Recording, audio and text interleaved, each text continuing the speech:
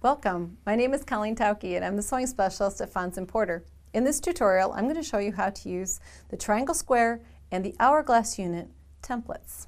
Okay, it comes as a set, so we have two different templates here. We're going to address one at a time. The first one is the TriangleSquare template, and you'll find directions printed right on the tool, which is great because that way you don't have to locate directions. Then you'll notice that there are numbers in these bright yellow circles. These are the numbers that correspond to the finished unit. When your quilt is complete, we can either have finished units from 2, 2.5, 3, 3.5, all the way up to 6 inches. Then along the top edge, you'll notice there are numbers that will tell you this is the cut size. So in order to have a 2-inch finished, you need to cut 2 7/8.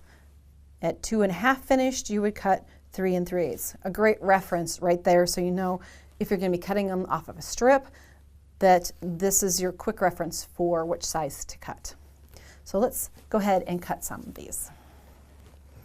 Okay, so I'm bringing in strips, in a light and a dark. Usually when we're making triangle squares, we want some contrast, so we've got a light and a dark fabric here. I am going to be cutting from strips that are 3 7/8 inch because I want a 3-inch finished triangle square. Okay, so I'm going to turn this so that I'm cutting in the direction I can see, and we will cut off squares. I'm going to overcut the first one so that, and I've stacked pieces here. As long as your rotary blade is sharp, you can stack and cut too, as long as you know how many pieces that you need for your project. I'm going to rotate that around. I've overcut a little so I can get a nice, clean 3 7/8 inch squares. Like that.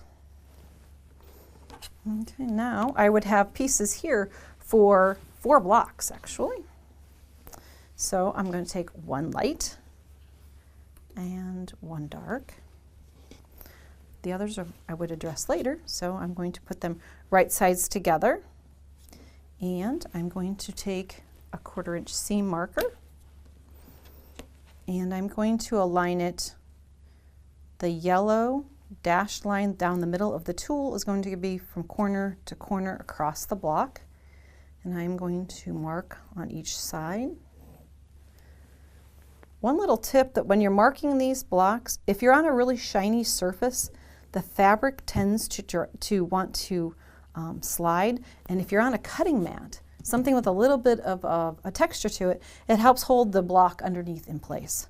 So now I have stitching lines, and I would take it to my sewing machine and stitch right on those marked lines, and then I will take it and I'm going to cut down between my stitched lines. Since my stitching is already done, I don't need to worry about 1/4 inch seams, but I'm going to go from corner to corner and split these 2 pieces in half.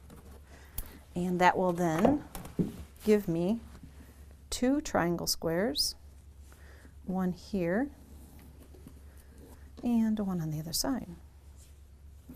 Now remember that I cut from a 3 7/8 inch strip, and now I have perfect 3-inch, what will be 3-inch finished blocks in my quilt. Okay, so we've used the triangle squares, and you can see the triangle squares used in a scrappy version in the quilt behind me here in this baby quilt. Now let's address the hourglass unit. Similar fashion and markings. We also have the directions on how to make hourglass units printed directly on the template. Again, we have in increments of 1/2 inch divisions from 2 inches up to 6, the size of the finished hourglass block you will need. And you'll notice then when you look along the top, the numbers are different because you need to start with a larger piece of fabric to start. So on this one, let's make a few. We're going to start with a little bit wider strip because we want to get to the 3-inch finished again. You'll notice the blocks between these 2 quilts are very similar in size. So if we want to quickly make a lot of blocks, we can stack fabrics up, or you can do scrappy like the one behind me.